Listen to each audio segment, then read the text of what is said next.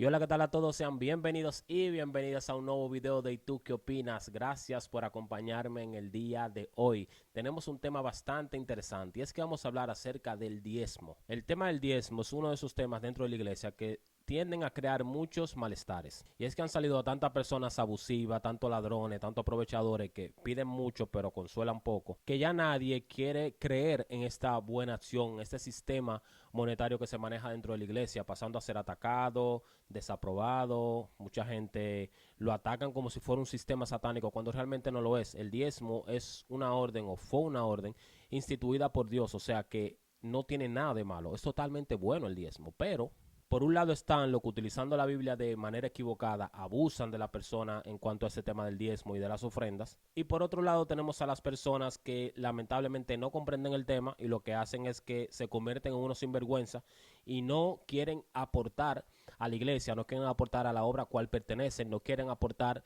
a esa comunidad cristiana donde están creciendo porque dicen que ellos no están obligados porque no viven bajo la ley. O sea, un malentendimiento de esta doctrina hace que usted se ponga o muy rígido o muy tacaño. Y todo esto viene por lo que es la doctrina de la prosperidad. Creo que ha sido el peor cáncer que ha podido entrar dentro de la iglesia. Es una doctrina que comenzó a mediados de 1970 más o menos y se ha arraigado dentro de muchas iglesias, creando mucha forma de controversia. Pastores, ministros, profetas que solamente predican: si tú le pagas, que Dios quiere que tú seas próspero, de que Dios quiere de que tú tengas villas y castillas, que tú no vivas en la miseria, no vivas en la pobreza. Y por un lado tú escuchas eso y es como un menosprecio a aquella persona que no tiene la capacidad de tener a lo mejor lo que tú hoy tienes. Entonces, lo que pasa con esta doctrina de la prosperidad, lo que lo hace engañosa, es que se utiliza mucho versículos fuera de contexto, se utiliza mucho la Biblia de manera descontextualizada y la persona tiende a irse a esa corriente, porque a la gente le molesta cuando tú le puyas los bolsillos suyos cuando están en la congregación, pero cuando tú le dices que los bolsillos se le van a llenar, inmediatamente se abren los ojos y se le ponen dos signos de dólares en la cara. Yo soy una persona que no está en contra del diezmo, pero al final del video yo te voy a explicar por qué no estoy en contra del diezmo. El versículo que más se utiliza es el que se encuentra en el libro de Malaquías, capítulo 3, versículo 9 al 11, que dice de la siguiente manera: Malditos sois con maldición, porque vosotros, la nación toda, me habéis robado. Traed todos los diezmos al alfolí, y haya alimento en mi casa, y probadme ahora en esto, dice Jehová de los ejércitos. Si no, os abriré las ventanas de los cielos y derramaré sobre vosotros bendición hasta que sobreabunde. Reprenderé también por vosotros al devorador, y no os destruirá el fruto de la tierra, ni vuestra vid en el campo será estéril, dice Jehová de los ejércitos. A pesar de todas las malinterpretaciones que hay, es bíblico, claro, porque está en la Biblia, es un texto bíblico. Wow, Eduardo, está en la Biblia, es un texto bíblico. Interesante. Pero lo que lo utilizan para hablar acerca del diezmo, utilizan esos tres versículos de una manera equivocada, otorgando nombres que no van, utilizando versículos fuera de contexto, o sea, sacando totalmente, poniendo al margen la enseñanza del versículo y utilizándola muchas veces para infundir miedo a las personas. Palabras como el devorador, malditos sois con maldición, te daré en abundancia, te abriré la ventana de los cielos, son las palabras clave que se encuentran entre estos versículos, pero que lamentablemente se utilizan de la manera incorrecta. Lo primero es entender de qué se está hablando, por qué se está hablando lo que está allí en el versículo. Y para entender eso, no podemos comenzar desde el capítulo 3. Cabe decir que Malaquías solamente tiene 4 capítulos, o sea, si a usted le da la gana de estudiar Malaquías y entender de qué se trata el versículo 3, usted solamente tiene que venir del capítulo 1, son 4 capítulos, no sea vago, estudie. Para comprender de manera correcta Malaquías, usted tiene que venir desde el capítulo 1, el capítulo 2 y caer en el 3. Y cuidado si terminar en el 4, para poder comprender lo que se está enseñando acerca del diezmo. En el capítulo 1 y 2, nosotros vemos como Dios reprende a los sacerdotes. Y es que los sacerdotes habían obrado mal, estaban mal administrando lo que debían hacer y estaban haciendo cosas indebidas delante de los ojos de Dios.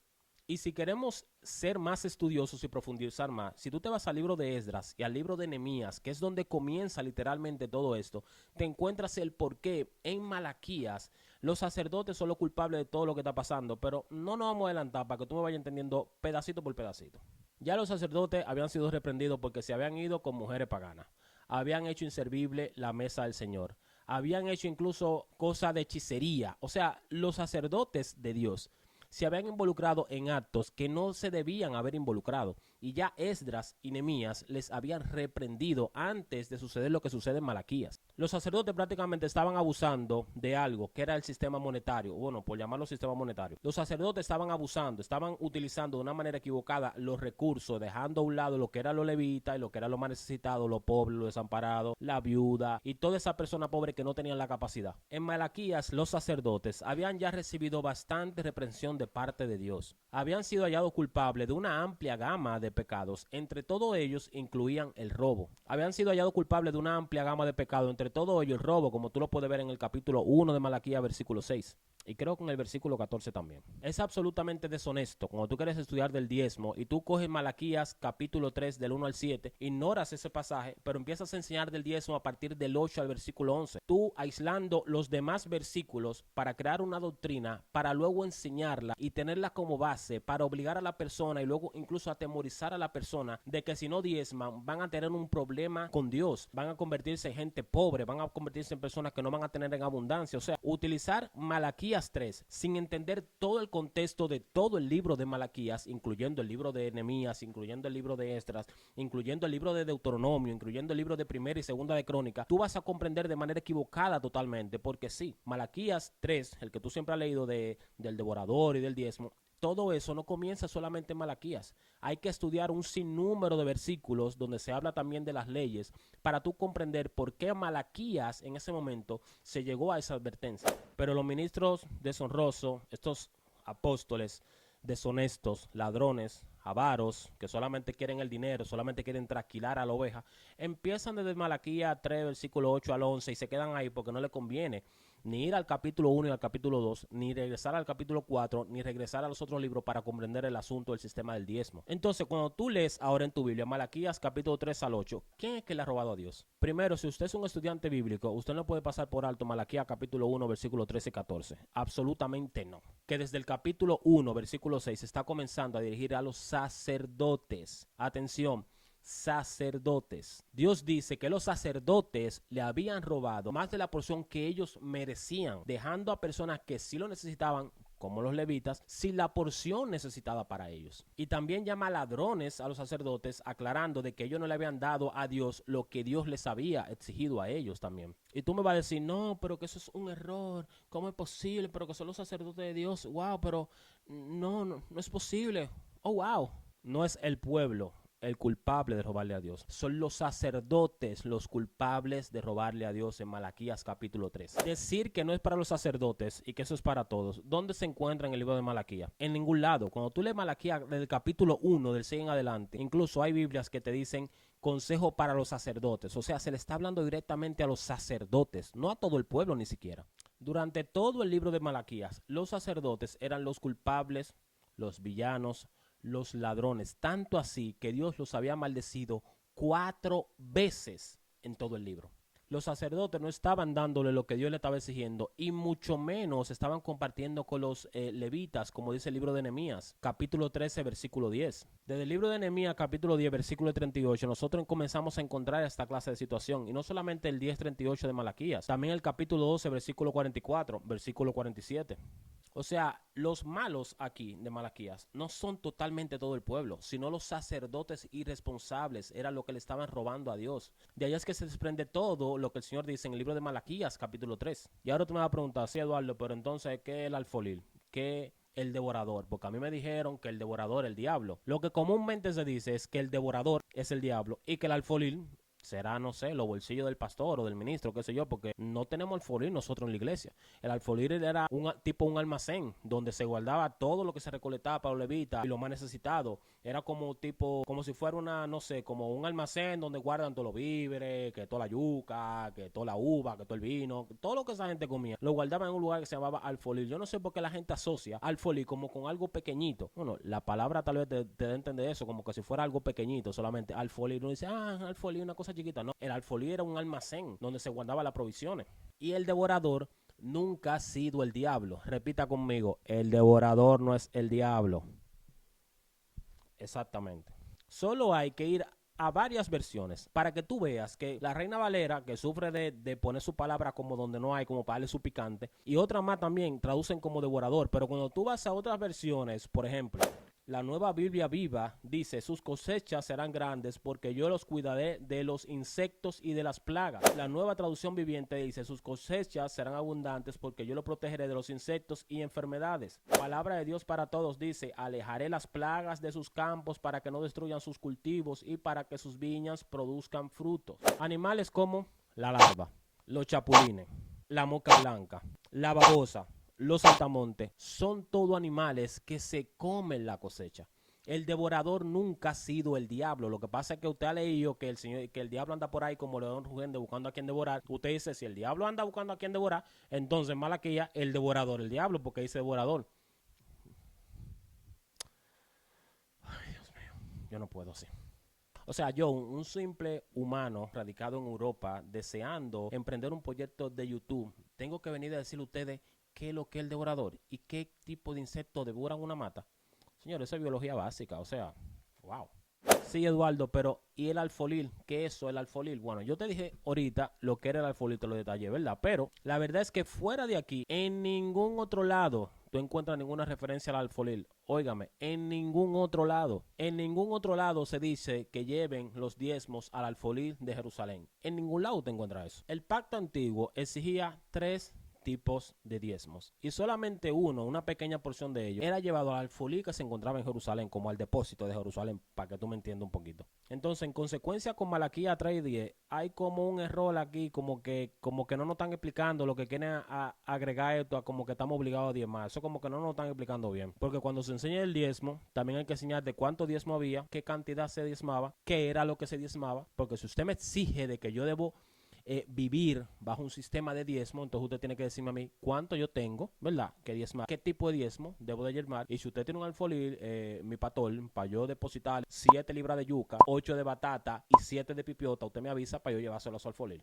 Había el primer diezmo, que era llevado no a los sacerdotes, sino a los levitas. Y no debía ser llevado al alfolí del templo en Jerusalén. Dice el libro de Números, capítulo 18, versículo 21, de la siguiente manera. Y he aquí yo he dado a los hijos de Leví todos los diezmos en Israel por heredad, por su ministerio, por cuanto ellos sirven al ministerio del tabernáculo de reunión. O sea, había un primer diezmo que era dedicado totalmente a los levitas, y los levitas eso entonces los repartían entre los demás. Ese uno. Ahora, el segundo diezmo. El segundo diezmo, que era el diezmo de las fiestas, no debía ser guardado en el alfolil. Dice en Deuteronomio, capítulo 12, versículo 17 al 18, de la siguiente manera. Ni comerás en tus poblaciones el diezmo de tu grano, de tu vino o de tu aceite, ni las primicias de tus vacas, ni de tus ovejas, ni los votos que prometieres, ni las ofrendas voluntarias, ni las ofrendas elevadas de tus manos, sino que delante de Jehová tu Dios las comerás en el lugar que Jehová tu Dios hubiera escogido, tú, tu hijo, tu hija, tu siervo, tu sierva y el levita que habita en tus poblaciones. Te alegrarás delante de Jehová tu Dios de toda la obra de tus manos. Este diezmo de las fiestas era para ser consumido en fraternidad. Era llevado a la fiesta que se hacía en Jerusalén, probablemente no era en Jerusalén, Eduardo, por favor. Era llevado a la fiesta y era consumido por todos. Ese diezmo no se guardaba en el alfolí, ese diezmo no se daba solamente a los levitas, sino que se comía entre todos. Ese era un segundo diezmo. Y usted se preguntará, pero acá, ¿qué hacían los levitas que son tan merecedores de que le den el diezmo a ellos? Nosotros hemos escuchado que los levitas, sabemos, ¿no? Como base, todo el mundo sabe que los levitas fueron los que no recibieron heredad. Ok, pero los levitas, mientras ellos estaban en el templo, eran la mano derecha de los sacerdotes. Eran artesanos, eran arquitectos, eran cantantes, adoradores, criaban los animales también, eran maestros, eran jueces, eran políticos, eran incluso hasta supervisores de artesanos. No eran unos chivitos altos de jobo, los levitas, eran muchos y tenían mucho que hacer. En Primera de Crónicas, capítulo 23, versículo de 2 al 4, encontramos que hay un total de 38,000 levitas. Y de esos 38,000, habían 24,000 entre constructores y artesanos. Los levitas, ok, ellos no tenían heredad, pero eran personas que servían para mucho, eran personas importantes, eran la mano derecha del sacerdote y tenían un trabajo bastante pesado. Se encargaban junto con los sacerdotes de lo que era la vida espiritual de todo el pueblo, de toda la nación de Israel. Entonces, de todo el pueblo de Jerusalén. Entonces, no eran simplemente que ellos no recibían alguna tierra, sino que ellos también merecían el diezmo que les era dado. O sea, hay una historia total detrás del diezmo. No es solamente lo que tu pastor Chippy Hammer te dice en su prédica que no te sabe desarrollar. No, no, no. Era un sistema totalmente adecuado y un sistema tan perfecto dentro de lo posible que servía para sustentar por años a esa nación. También había un tercer diezmo, que era el diezmo de los pobres. No era llevado al alfolil, no era llevado a los levitas, sino que era llevado a los pobres. En Deuteronomio 14, 28, 29 dice, al fin de cada 3 años sacarás todo el diezmo de tus productos de aquel año y lo guardarás en tus ciudades. Y vendrá el levita que no tiene parte ni heredad contigo, y el extranjero, y el huérfano, y la viuda que hubiere en tus poblaciones, y comerán y serán saciados, para que Jehová tu Dios te bendiga en toda obra que tus manos hicieron. O sea, habían 3 diezmos, recapitulamos, especialmente para los levitas, uno para las fiestas, para compartir con todos, y otro diezmo que era para la persona más desamparada. O sea, ni siquiera es un diezmo, son 3 diezmos. Y ofrendas, que para qué te cuento. Entonces, ¿cómo puede venir un pastor a decirme y decirte a ti, trae tus diezmos al alfolil, cuando ni siquiera sabe lo que es un alfolil y cuando ni siquiera conoce el sistema de diezmo que se debía ejecutar en aquel tiempo? ¿Cuántas veces ustedes han escuchado pastores predicar de esta manera tan equivocada acerca del diezmo? Y casualmente ninguno de ellos explica en su totalidad Malaquías 3. Te leen Malaquías 3:10, te leen Malaquías 3:9, incluso hasta el 11 posiblemente, pero no te leen Malaquías del 1 al 6 en adelante, no te leen Malaquías capítulo 2, no te den otro libro que se asocian con Malaquías, porque el plan de ellos es engancharte para seguir sacándote el dinero del bolsillo, entiéndelo ya. Ellos no te pueden decir de trae tus diezmos al alfolil, porque la iglesia no tiene alfolil, nosotros ya no tenemos eso. Ese almacén que había antes, hoy nosotros no lo poseemos, o tu iglesia tiene un almacén donde guarda todo su víveres, todo su yuca y todo su arroz. Tú me dices, yo te voy a dar 3 textos para que los estudies. Son los siguientes, anota. Número 18. Versículo 9 al 32. Nehemías 10, 35 al 38. Y Nehemías capítulo 12, versículo 44 y versículo 47. O del 44 al 47 para que tenga el contexto. Tercer texto. Segunda de Crónicas capítulo 31, versículo del 15 al 19. Estúdialo y luego déjame aquí debajo en los comentarios qué tú entendiste ahora mejor acerca del diezmo. Después tú me vas a agradecer. Ahora, lógicamente, no tal que te dice, bueno, Eduardo, ya nosotros vivimos ahora bajo la gracia, nosotros no vivimos más bajo la ley, nosotros no estamos obligados a diezmar. Todos estamos de acuerdo en que ahora vivimos bajo la gracia y que no hay una obligación de diezmar. Ahora es por gracia, ¿verdad? Según lo que hay en nuestro corazón. Ahora yo te pregunto, ¿qué cantidad hay en tu corazón? ¿Hasta dónde se extiende la gracia para que tú seas generoso? Ahora nosotros nos regimos por la ofrenda, ¿no? Ofrendas voluntarias, ofrenda que de lo que sale de tu corazón, con alegría. Me pregunto, tú que acabas tanto el diezmo, ¿tú ofrendas con alegría? ¿Cuánto la gracia te empuja a ti a ofrendar? ¿Te duele el bolsillo cuando te toca ofrendar? ¿Qué estás haciendo con lo más necesitado? ¿Extiendes tus manos a los pobres a la hora de ofrendar? Muchos de los que atacan el diezmo hoy día lo hacen diciendo, no, pero que antes no era dinero, hoy no, antes no era dinero, antes era solamente fruto de la tierra y todo lo demás. Perfecto, fruto de la tierra, no era dinero, ok. Con la ley no era solamente un 10%, giraba alrededor de un 22, de un 23%, o sea, no era ni siquiera un solo diezmo. Los israelitas, aparte de ese diezmo, también hacían una clase de ofrenda en aquel tiempo. Ofrendaban de la primicia de los cultivos, ofrendaban el primogénito de sus animales, ofrenda de paz, estaba la ofrenda de comunión, estaba la ofrenda por el pecado, estaba la ofrenda del holocausto, etcétera. O sea que ellos no solamente vivían regidos bajo un sistema de un 10%, sino que también vivían bajo un sistema de ofrenda que era más de todo lo que tú y yo podamos pensar. O sea, tú no te puedes limitar ni siquiera a un 10%, era más de lo que nosotros podíamos ver. Y el diezmo es un sistema totalmente bíblico. ¿Por qué? Porque está en la Biblia y porque fue instituido por Dios. Punto. No es un sistema antibíblico. Antibíblico es que te lo impongan como una doctrina, y de que si tú no lo haces te va a llevar el diablo, el devorador. Yo quiero saber si cuando te dicen que te va a llevar el devorador, va a venir un caballito, va a venir una babosa, de que te voy a llevar la babosa. Charlatanes. Hoy Dios nos dice que nosotros tenemos que dar con alegría y con generosidad. No es un sistema que se rige en la iglesia y que se debería regir en la iglesia el sistema del 10%. Absolutamente no. ¿Tú crees que Dios no está esperando de que tú seas menos tacaño y más generoso? Con, por ejemplo, la iglesia donde tú comes espiritualmente, la iglesia que del pastor o de la ministra o de la mujer, esposa, no sé, hermana en Cristo, que pasa ahora muerta contigo enseñándote de la Biblia, orando por ti, que tú la llamas a las 3 de la mañana y ella se levanta y ora contigo, que tú la llamas a las 9 de la mañana y ella se levanta y vuelve y ora contigo, que tú en mitad de la tarde le dices mientras ella está comiendo que te está pasando una situación y la llama llorando, ella viene y está contigo. Eso es amor fraternal, perfecto. Pero ¿y la generosidad? Tú que trabajas bien, tú que ganas bien, ¿qué estás haciendo de manera generosa? Tú no vives bajo la ley. Ahora hay una gracia en ti que no te puede empujar a dar un 10%. Todo lo que tú lo tienes porque a Dios le ha placido. Tú eres próspero en tu negocio, próspero en tu lugar de trabajo. Tú eres próspera en tu empresa porque a Dios le ha placido. Ahora Dios te deja y te dice, mija, ok, ¿cuánto tú vas a dar? Tú no estás bajo el sistema de 10%. ¿Cuánto vas a dar? ¿Un 7%? ¿Cuánto vas a dar? ¿Un 25%? ¿Estás dispuesta a dar un 30% de tu sueldo? ¿Qué estás dispuesto a hacer ahora bajo la gracia y bajo la generosidad que como hijo y como hija de Dios deberías tener? Eso es lo que tú te tienes que clavar en la conciencia. Si tú eres una persona que hasta estás manejando buenos recursos, ¿qué estás haciendo con esos recursos? El sistema del diezmo, de hecho, en mi opinión, mi postura, es que no es obligatoria, porque la Biblia dice que no es obligatoria, ahora ese no es el sistema por el cual nos regimos, pero es un sistema que a ti te puede ayudar incluso a crear un círculo financiero incluso en tu casa, en tu hogar. Algo que tú te puedes pautar. Tú dices, bueno, yo voy a dar el 10% de todo. El mes que viene no voy a dar un 10%, voy a dar un 25%. No, voy a dar un 7%. O sea, se puede convertir en un sistema de ayuda financiera incluso hasta para ti, donde tú te comprometes a sacar una cantidad, no porque estás obligado a hacerlo, sino porque tú deseas hacerlo.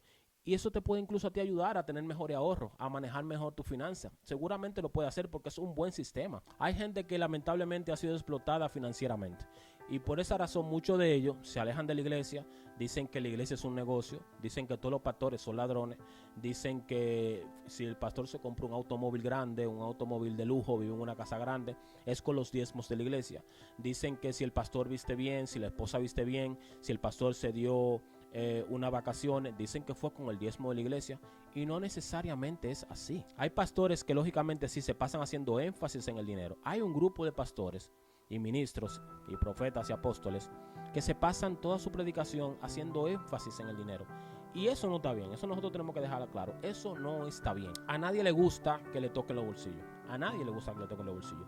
Cuando una persona se acerca a una iglesia, no se acerca para que tú le toques el bolsillo. Ok, yo he estado en una iglesia misionero, movimiento misionero mundial, estuve aquí en Alemania, donde estuvieron la desfachatez de entregarme un sobre y quería que pusieran cuánto yo cobraba, qué día yo cobraba, y que de esa cantidad yo tenía que decirle a ellos para yo dar el diezmo a ellos. En eso yo no estoy de acuerdo. Nadie, ni tu pastor, ni tu ministro, ni nadie se debe meter con tu finanza. Tu finanza es tuya, la controlas tú. Tú tienes la libertad de hacer lo que te plazca con tu finanza. No es el pastor que debe controlar tu finanza, pero donde estás comiendo, vuelvo y te repito, sería bueno que tú fueras generoso o generosa, sería como chulo. Tampoco debes de pactar con Dios para que eche fuera el devorador. El diablo ataca mucha área de la vida, pero el diablo seguramente no es el de Malaquías. O sea, en Malaquías 3, del 9 al 11, no hay un devorador que es Satanás, porque hay muchos que dicen el devorador. Luego viene el devorador Satanás. Yo lo he escuchado, yo lo he leído en vivo y en YouTube y en todos lados. Más de uno dicen que ese devorador es el diablo, cuando totalmente no es así. Te he mostrado de que no es así. Te he dado versículos para que sepas lo que es todo esto. Y lamentablemente eso ha hecho que la persona se aleje y le teman al sistema financiero de la iglesia. Y eso a nosotros debería hacernos recapacitar. Recapacitar, y si estamos en una iglesia donde se exige de manera exigente de que nosotros le demos una cantidad de dinero, tenemos que revisarla. Tenemos que ver si esa es una iglesia sana, porque el énfasis de la iglesia no debe ser el dinero. En lo absoluto no debe ser el dinero. Hay gente que simplemente denuncian el diezmo porque carecen de generosidad. No quieren ser generosos, son tacaños, entonces déjame denunciar el diezmo. Y ustedes que todos viven pidiendo el diezmo, de hecho es un ataque tan falaz que cuando tú estás hablando con una gente te dice, no, porque ustedes lo que piden el diezmo. Y siempre son esos ataques como tan débiles, porque atacar el diezmo es algo tan estúpido y débil, que es por el diezmo, que por el diezmo. Hay tantas cosas en la iglesia que aprender, que nosotros nos hemos anclado en el diezmo, en la prenda, en los aretes, en el cabello, en la música. Y eso debería a nosotros darnos vergüenza realmente, porque eso no son doctrinas en lo absoluto. Recuerda que Dios, posiblemente a ti que me estás escuchando, ha puesto recursos en tus manos.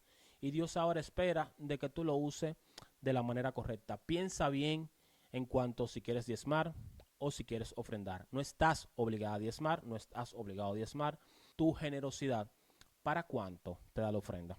Medita en eso. Y si llegaste hasta aquí, gracias por compartir conmigo en este video. Si te gustó, déjame tu comentario aquí debajo. ¿Qué tú opinas acerca del diezmo? Yo sé que seguramente tú tienes mucho que decir en cuanto al diezmo, porque son muchos los que sufren ese asunto del diezmo. Pero déjamelo aquí debajo en los comentarios. Dime qué opinas acerca de este tema. No olvides suscribirte, compartirlo, darle click al botón de notificaciones. Y recuerda que por cada comentario que dejes en cualquiera de los videos, compartiendo y todo lo demás, estás participando para las 2 Biblias de estudio que estaré sorteando este 31 de agosto. Ok, ya tú sabes, eso ha sido todo por hoy y será hasta la próxima. Paz. Let's go.